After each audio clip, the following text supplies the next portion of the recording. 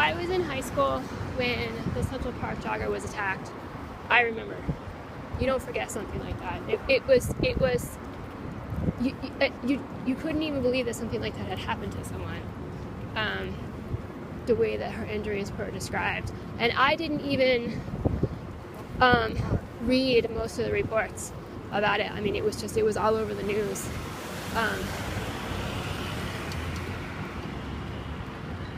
And I just can't believe what has happened.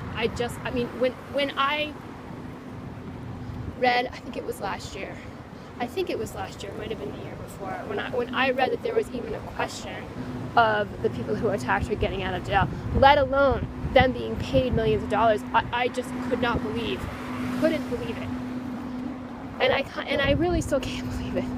I mean, what they did to this woman. And the idea that they're being apologized to, not only that they got out of jail, but that they're being apologized to.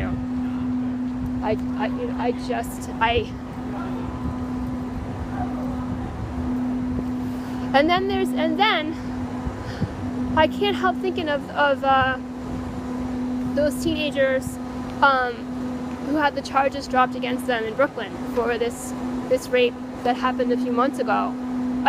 And I think they knew the way that things have been in the world over these past few years.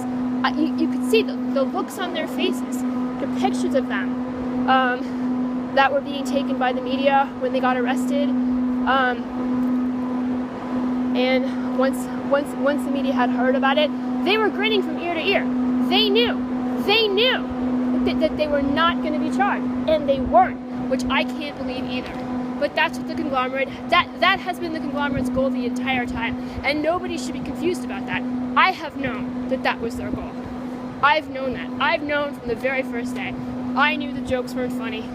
I knew where all this was going. I knew that. And I'm not trying to say I told you so. I'm not trying to say that. But that's where all of this was going the entire time.